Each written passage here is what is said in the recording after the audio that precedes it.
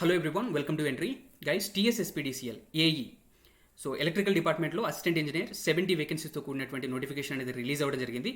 So నిన్న already దీనికి సంబంధించినటువంటి షార్ట్ నోటీస్కి సంబంధించి ఆల్రెడీ మీకు అప్డేట్ ఇవ్వడం జరిగింది. సో నోటిఫికేషన్ రిలీజ్ అయిన సందర్భంలో ఫుల్గా మనం డీటెయిల్స్ అన్ని కూడా క్లియర్గా ఈ పర్టికులర్ వీడియో ద్వారా మనం తెలుసుకుందాం. సో వీడియోలోకి వెళ్ళడానికన్నా ముందుగా ఫస్ట్ టైం ఎవరైతే మన ఛానల్ని విజిట్ చేస్తున్నారో ఛానల్ని సబ్స్క్రైబ్ చేసుకోండి. పక్కనే బెల్ బటన్ యాక్టివేట్ చేసి ఆల్ని ప్రెస్ చేస్తే మా నుండి వచ్చేటువంటి ప్రతి యూస్ఫుల్ అప్డేట్ని మీరు మిస్ అవ్వకుండా పొందుతారు గైస్. సో వివరాల్లోకి వెళ్దాము. So this is the detail notification. Online application అనేది మీకు రేపటి నుంచి స్టార్ట్ అవుతుంది, అంటే మే 12 నుంచి స్టార్ట్ అవుతుంది. ఎప్పటి వరకు మీ ఆన్లైన్ అప్లికేషన్ ఎండ్ అవుతుంది అంటే సో జూన్ 3వ తారీఖు రాత్రి 11:59 మీరు ఆన్లైన్ అప్లికేషన్ అనేది ముగుస్తుంది.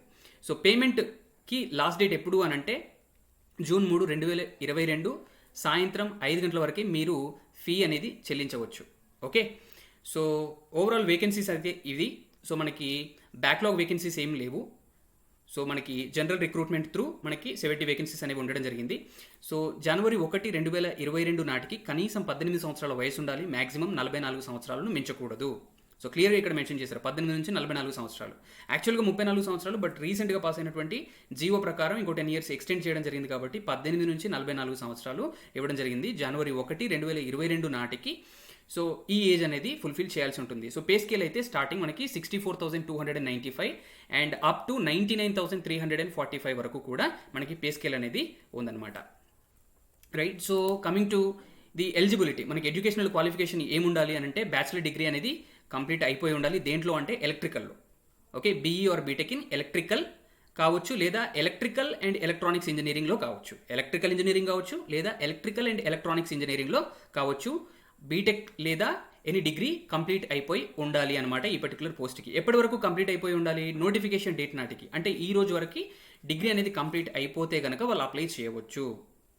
పర్సూయింగ్ వాళ్ళు అప్లై చేయడానికి అర్హులు కారు. ఓకే, సో జనవరి 1, 2022 నాటికి కనీసం 18 సంవత్సరాలు, మ్యాక్సిమం వచ్చేసి 44 years ఉండాలన్నమాట. సో ఆన్లైన్ అప్లికేషన్కి మీకు ఫీ ఎంత అనంటే 200 రూపాయలు. ఇది online application processing fee. And అంతేకాకుండా okay, and 120 rupees for the examination fee, అంటే ఓవరాల్గా 320 రూపీస్. ఈ ఎగ్జామినేషన్ ఫీ అనేది SC, ST, BC communities, PH క్యాండిడేట్స్కి, అంటే physically handicapped candidates and EWS candidates, economically weaker section క్యాండిడేట్స్కి ఈ 120 రూపీస్ చెల్లించాల్సిన అవసరం లేదు. కేవలం వాళ్ళు online application processing fee 200 rupees pay చేస్తే సరిపోతుంది. మిగిలిన వాళ్ళందరూ కూడా 200 + 120 320 రూపీస్ చెల్లించాల్సి ఉంటుంది. సో ఎలా అప్లై చేయాలి అంటే ఫస్ట్ మీరు వెబ్సైట్లోకి వెళ్ళి ఈ పర్టికులర్ వెబ్సైట్లోకి వెళ్ళి ఫస్ట్ పేమెంట్ చేయాల్సి ఉంటుంది. So ts.southernpower.cgg.gov.in. సో ఈ వెబ్సైట్లో ఫస్ట్ మీరు పేమెంట్ చేయాల్సి ఉంటుంది. దాని తర్వాత మీరు ఆన్లైన్ అప్లికేషన్, ఏఈకి సంబంధించినటువంటి ఆన్లైన్ అప్లికేషన్ని సబ్మిట్ చేయాల్సి ఉంటుందన్నమాట. ఓకే, సో ఇది మీరు అప్లై చేసేటప్పుడు మీకు బేసిక్ సర్టిఫికేట్స్ అన్నీ మీ దగ్గర ఉంచుకోండి. మీ ఎస్ఎస్సి కావచ్చు, లేదంటే మీ కమ్యూనిటీ కావచ్చు. సో ఇలాంటి సర్టిఫికేట్స్ అన్నీ కూడా మీ దగ్గర ఉంచుకోండి. సో సేమ్ థింగ్ అనేది మనకు క్లియర్గా ఇక్కడ మెన్షన్ చేయడం జరిగింది. సో ఒకవేళ మీరు ఆన్లైన్ అప్లికేషన్ చేసేటప్పుడు ఏవైనా మిస్టేక్స్ కనుక పోతే సో దాన్ని రిజెక్ట్ చేసే అవకాశం ఉందని చెప్పేసి ఇక్కడ క్లియర్గా మెన్షన్ చేశారు. సో కేర్ఫుల్గా మీ డీటెయిల్స్ అనేవి ఇవ్వండి. సో చాలామంది ఇంతకు ముందు జరిగినటువంటి, అంటే వచ్చినటువంటి నోటిఫికేషన్లకి అప్లై చేసే క్రమంలో కూడా చాలామంది చాలా మిస్టేక్స్ చేస్తున్నారు. మిస్టేక్స్ చేయకుండా చూసుకోండి. మిస్టేక్స్ చేస్తే వాళ్ళు మళ్ళీ మనకి ఎడిట్ ఆప్షన్ ఇస్తారా లేదా అనేది మనకు క్లారిటీ లేదు. ఇస్తే లక్కీ, ఇవ్వకపోతే మనకు ప్రాబ్లం ఫేస్ అవుతుంది. కాబట్టి చాలా కేర్ఫుల్గా ఫస్ట్ టైం మీరు చేసేటప్పుడే క్లియర్గా చేయండి. ఓకే, అండ్ ఇక్కడ క్లియర్గా మీ యొక్క ఫోటో అండ్ సిగ్నేచర్ ఎలా ఉండాలి అని చెప్పేసి ఇచ్చారు. ఫోటో అండ్ సిగ్నేచర్ ఒకే ఫైల్లో ఉండాలి. మీ ఫోటో కింద సిగ్నేచర్ అనేది రావాలి. మీ ఫోటో విడ్త్ అనేది 3.5 సెంటీమీటర్స్ ఉండాలి. మీ ఫోటో హైట్ అనేది 4.5 సెంటీమీటర్స్ ఉండాలి. అండ్ దాని కిందనే మీ సిగ్నేచర్ అనేది ఉండాలి 1.5 సెంటీమీటర్స్. సో ఈ రెండు కలిపి, ఫోటో అండ్ సిగ్నేచర్ కలిపి ఇది 3.5 centimetres width and 6 centimetres height ఉండాలన్నమాట. ఓకే, అండ్ ఫైల్ సైజ్ అనేది 50 KBని మించకూడదు. అండ్ ఇది జేపీజీ ఫార్మాట్లో ఉండాలని చెప్పేసి క్లియర్గా మనకి మెన్షన్ చేశారు. ఓకే, సో సిగ్నేచర్ అనేది క్యాపిటల్ లెటర్స్లో ఉంటే that is not allowed, it is not permitted. Okay, so క్యాపిటల్స్లో సిగ్నేచర్ అనేది ఉండకుండా చూసుకోండి, అన్ని స్మాల్లో ఉండేలా చూసుకోండి. ఇక్కడ శాంపుల్ ఇచ్చారు చూడండి, ఎగ్జాక్ట్గా మీరు ఇలా ఫాలో అయితే సరిపోతుంది. ఓకే, ఇక్కడ ఫోటో కింద సిగ్నేచర్ ఇలా మీరు చేస్తే సరిపోతుంది. ఇక్కడ మీ అంటే దాని రిజల్యూషన్ అంటే దాని ఫైల్ సైజ్ని తగ్గించడానికి ఇక్కడ DPI సెట్టింగ్ 200 DPI పెట్టుకోండి అని చెప్పేసి మీకు ఇచ్చారు. అండ్ ట్రూ కలర్ ఫార్మాట్లో ఉంచండి అని చెప్పేసి ఇచ్చారు. మీరు స్కాన్ చేసేటప్పుడు మీకు ఇచ్చేటువంటి జాగ్రత్తలు అన్నమాట ఇవి. ఓకే, అండ్ దెన్ మీరు అప్లై చేసేటప్పుడు మీ date of birth certificate and school study certificates class 1 to class 7 1వ తరగతి నుంచి 7వ తరగతి వరకు మీ యొక్క స్టడీ సర్టిఫికేట్స్ ఒకవేళ లేని పక్షంలో అవి మీ యొక్క స్టడీ సర్టిఫికేట్స్ లేకపోతే మీ యొక్క నేటివిటీ సర్టిఫికేట్స్. ఓకే, 1వ తరగతి నుంచి 7వ తరగతి చదివిన సమయంలో. అండ్ దెన్ మీ graduation certificate with marks. So ఇవన్నీ కూడా మీరు దగ్గర ఉంచుకోండి. అండ్ మీ యొక్క డాక్యుమెంట్ వెరిఫికేషన్, మీ రిటర్న్ టెస్ట్ క్వాలిఫై అయిపోయి మీరు డాక్యుమెంట్ వెరిఫికేషన్ ఆ టైంలో మీరు ప్రొడ్యూస్ చేయాల్సినవి ఏంటి అని అంటే మీ యొక్క పర్మనెంట్ కమ్యూనిటీ సర్టిఫికేట్. మీరు ఎస్సీ కానివ్వండి, ఎస్టీ కానివ్వండి, బీసీ వాళ్ళు అయితే మీ కమ్యూనిటీకి సంబంధించినటువంటి సర్టిఫికేట్ విత్ సబ్ గ్రూప్స్ అనమాట, sub castes and groups. Okay, బీసీఏనా, బీసీబీనా, సో దాంట్లో మీ క్యాస్ట్ ఏంటి, సో ఆ డీటెయిల్స్ ఉండే విధంగా. అండ్ అలాగే బీసీ వాళ్ళు అయితే మీ యొక్క నాన్ క్రీమీ లేయర్ సర్టిఫికేట్ని మీరు జనరేట్ చేయాల్సి ఉంటుంది ఫ్రమ్ తహసీల్దార్ ఆఫీస్ అనమాట. ఓకే, ఎకనామికల్లీ వీకర్ సెక్షన్స్ అయితే వాళ్ళకి సంబంధించినటువంటి EWA certificate from tahsildar office produce చేయాల్సి ఉంటుంది. And certificate of residency or nativity. Okay, so 1 to 7 వరకు సంబంధించినటువంటి సర్టిఫికేట్ అంటే certificate of your studies. And also ఇక్కడ మీ రెసిడెన్స్ సర్టిఫికేట్ కావాలి అని చెప్పేసి పక్కగా అడుగుతున్నాడు అనమాట, మీ రెసిడెన్స్ సర్టిఫికేట్. అండ్ ఒకవేళ వర్కింగ్ ఎంప్లాయీస్ అయితే మీరు నో అబ్జెక్షన్ సర్టిఫికేట్ మీరు తీసుకురావాల్సి ఉంటుంది ఫ్రమ్ యువర్ ఎంప్లాయర్. మీరు ఎక్కడైతే వర్క్ చేస్తున్నారో అక్కడ నుంచి నో అబ్జెక్షన్ సర్టిఫికేట్ మీరు తీసుకురావాల్సి ఉంటుంది. ఎప్పుడు ఇది డాక్యుమెంట్ వెరిఫికేషన్ టైం అప్పుడు మీరు ఇది ప్రొడ్యూస్ చేయాల్సి ఉంటుంది. సో ఒకవేళ మీరు ఫిజికల్లీ హ్యాండిక్యాప్డ్ పీపుల్ అయితే సో మీరు ఈ సర్టిఫికేట్స్ మీరు ప్రొడ్యూస్ చేయాల్సి ఉంటుందన్నమాట. మెడికల్ సర్టిఫికేట్ ఫర్ బ్లైండ్, ఒకవేళ బ్లైండ్ అయితే medical certificate of hearing disability and hearing assessment. Okay, medical certificate in respect of orthopaedically handicapped candidates. Okay, medical certificates for multiple disabilities. So ఈ certificates మీరు produce చేయాల్సి ఉంటుందన్నమాట. So return test అనేది కేవలం ఇంగ్లీష్లో ఉంటుంది. అండ్ 95% ఆఫ్ ద పోస్ట్స్, 70 పోస్ట్లో 95% of the posts అనేవి so preferences shall be given to DISCOM candidates. So DISCOM candidates ఏవైతే వర్క్ చేస్తున్నారో సో వాళ్ళకి మాత్రమే ప్రిఫరెన్సెస్ అనేవి ఎక్కువగా ఇవ్వడం జరుగుతుంది అని చెప్పేసి మెన్షన్ చేయడం జరిగిందనమాట. Okay, so then scheme of examination కనుక చూస్తే 100 క్వశ్చన్స్ ఉంటాయి, ఒకటే పేపర్ 100 క్వశ్చన్స్ ఉంటాయి. సో ఫస్ట్ 80 మార్క్స్ అనేవి మీ యొక్క కోర్ సబ్జెక్ట్ అనమాట. నెక్స్ట్ 20 క్వశ్చన్స్ అనేవి general awareness and numerical ability and history related to Telangana culture and మూవ్మెంట్కి సంబంధించి 20 క్వశ్చన్స్ అనమాట. ఓకే, 20 క్వశ్చన్స్ దేంట్లో అడుగుతారు? General awareness, numerical ability, history related to Telangana culture and movement. So వీటి మొత్తం కలిపి 20 మార్క్స్ వస్తాయి. కేవలం మీ కోర్ సబ్జెక్ట్ నుంచి అంటే ఎలక్ట్రికల్ సబ్జెక్ట్ నుంచి మీకు ఎంత వస్తాయి?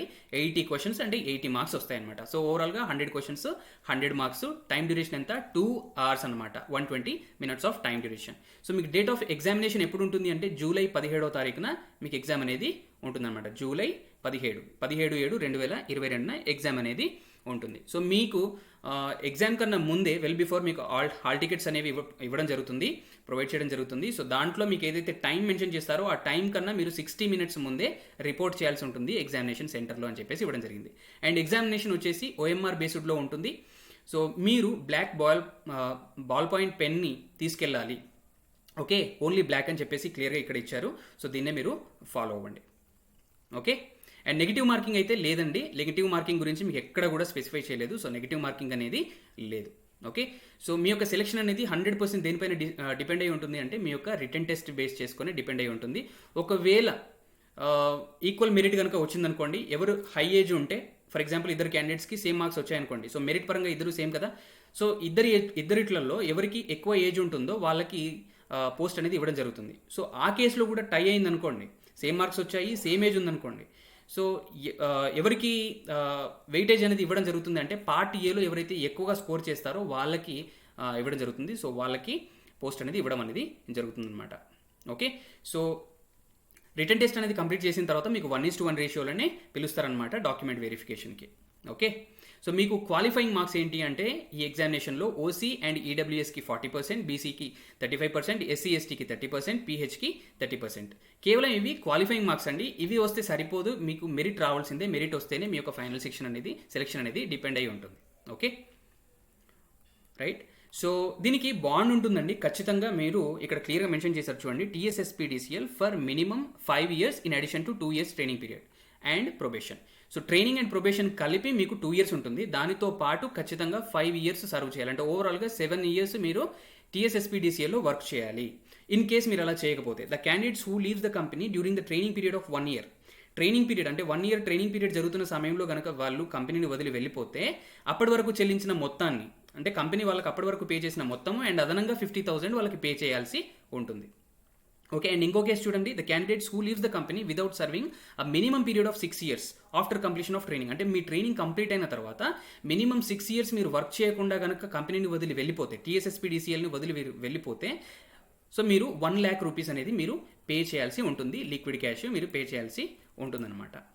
ఓకే, సో ఇక్కడ మీరు బ్రేకప్ క్లియర్గా మీరు చూడవచ్చు, 70 పోస్టులకి సంబంధించినటువంటి బ్రేకప్. సో ఇక్కడ మీరు 5% వేకెన్సీ ఏదైతే ఉందో, ఓకే, సో వాళ్ళకి ఇక్కడ 3 పోస్ట్స్ అనేవి ఉన్నాయి. సో మిగిలిన 95% కనుక చూస్తే 67 అనేది ఉండడం జరిగింది. సో ఇక్కడ మీరు జనరల్ అండ్ విమెన్కి సంబంధించి మీరు కేటగిరీ వైజ్గా మీరు బ్రేకప్ అనేది ఇక్కడ క్లియర్గా మీరు చూడవచ్చు. Okay right. సో సిలబస్ కనుక చూస్తే ఫస్ట్ 80 మార్క్స్ సంబంధించి ఎలక్ట్రికల్ ఇంజనీరింగ్కి సంబంధించి ఫస్ట్ ఇంజనీరింగ్ మ్యాథమెటిక్స్ అండ్ దాంట్లో linear algebra, calculus, differential equations, complex variables, probability and statistics, numerical methods, transform theory. And then second వచ్చేసి ఎలక్ట్రికల్ ఇంజనీరింగ్ సబ్జెక్ట్స్ కనుక చూసుకుంటే electric circuits, electromagnetic field, signals and systems, electrical machines, power systems, control systems, electrical and electronic measurements, analog and digital electronics, power electronics. మీరు ఇక్కడ సిలబస్లో ఏదైతే topics ఇచ్చారో subject వైజ్గా, so కేవలం ఆ టాపిక్స్కి మాత్రమే స్టిక్ అయి ఉండండి, అంతకు మించి చదవకండి. It's a time waste process and మీకు టైం కూడా పెద్దగా లేదు కాబట్టి ఇది మీకు చాలా హెల్ప్ అవుతుంది. Please stick on to syllabus. Okay, and next 20 marks కనుక చూసుకుంటే జనరల్ అవేర్నెస్ అండ్ న్యూమరికల్ ఎబిలిటీలో కనుక చూసుకుంటే అనలిటికల్ అండ్ న్యూమరికల్ ఎబిలిటీ అంటే మీకు aptitude and reasoning, then general awareness ఉంటుంది, దెన్ ఇంగ్లీష్ ఉంటుంది related to Telangana culture and movement, and then computer knowledge కూడా చెక్ చేయడం జరుగుతుందన్నమాట. సో ఇది మీకు ఓవరాల్గా వెయిటేజ్. ఓకే, సో మీరు మీ స్టడీ సర్టిఫికేట్స్ ఏ ఫామ్లో ఉండాలి, ఏ ప్రొఫార్మాలో ఉండాలి అని చెప్పేసి ఇక్కడ మెన్షన్ చేశారు. ఓకే, అండ్ అలాగే proforma for certificate of residence, మీ యొక్క రెసిడెన్స్ సర్టిఫికేట్ యొక్క ప్రొఫార్మా ఎలా ఉండాలి, ఆ ఫార్మాట్ అనేది ఇక్కడ ఇవ్వడం జరిగింది. సో ఈ రకంగా మీరు ప్రొడ్యూస్ చేస్తే సరిపోతుంది. So these are all the important details with respect to AE అండి, ఏఈ ఎలక్ట్రికల్ టీఎస్ఎస్పీడీసీఎల్లో. So hope this was helpful guys. Video కనుక మీకు నచ్చితే లేదా ఉపయోగపడితే మీరు వీడియోని లైక్ చేయండి, ఛానల్ని సబ్స్క్రైబ్ చేసుకొని పక్కనే బెల్ బటన్ యాక్టివేట్ చేసి ఆల్ని ప్రెస్ చేసి మా నుండి వచ్చే ప్రతి యూస్ఫుల్ అప్డేట్ని మీరు మిస్ అవ్వకుండా పొందండి. అండ్ గైస్, మన ఎంట్రీ యాప్లో టెక్నికల్కి సంబంధించినటువంటి కోర్స్ అనేవి అవైలబుల్గా ఉంది. ఒక్కసారి మీరు ఎంట్రీ యాప్ని డౌన్లోడ్ చేసుకొని ఒకసారి కోర్స్ని చెక్ చేసి చూడండి. 4 days ఫ్రీ ట్రయల్ ఉంటుంది, మీకు నచ్చితేనే మీరు కోర్స్ అనేది కొనుగోలు చేయవచ్చు. So this is all about this video guys. Will meet you with another useful update. Thank you, have a nice day.